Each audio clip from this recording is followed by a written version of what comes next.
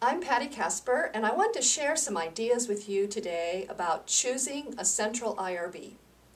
We're using Central IRBs more and more in clinical research, and the bottom line is you're going to choose a Central IRB like you do any other vendor. The other day I was talking to a colleague and he said, "Oh, I never worry about choosing the Central IRB, I just use whatever the CRO suggests."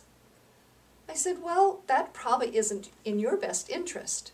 So let's go over some ideas about how to choose a Central IRB so that it is in your best interest.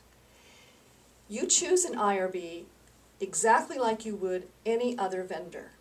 And by that I mean there are several steps you're going to be taking to find out if they're the best fit for you. Don't just look at the Central IRB that's going to give you the lowest price or the fastest turnaround time.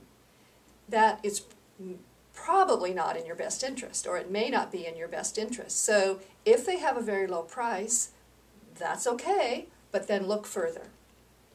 So I suggest that, of course, you would ask colleagues if they've used this IRB before and their comments about the IRB. And you would be checking directly with the references that they give you about that they've used in the past. So ask colleagues for informal references and then look for actual formal references from them. You need to look at the qualifications of the board members of the IRB. These are the individuals that are going to be looking at your protocol, checking the safety of your patients, going to be giving you documents. So make sure you understand their skills and their experience and their processes and procedures. Remember, IRBs have to have SOPs just like everyone else. So check for the members' skills and the IRB's processes and procedures. And I want to remind you that if I was choosing an IRB, I would definitely visit the location. You want to make sure they're doing an honest business out of a valid, bona fide location. So either someone from clinical operations, from the CRO, or from a quality assurance department needs to go out and do a vendor audit or a vendor visit like you would any other vendor. So visit the location and meet the people and check out the business. So these are the kinds of things you would look for when you're choosing a Central IRB for your study.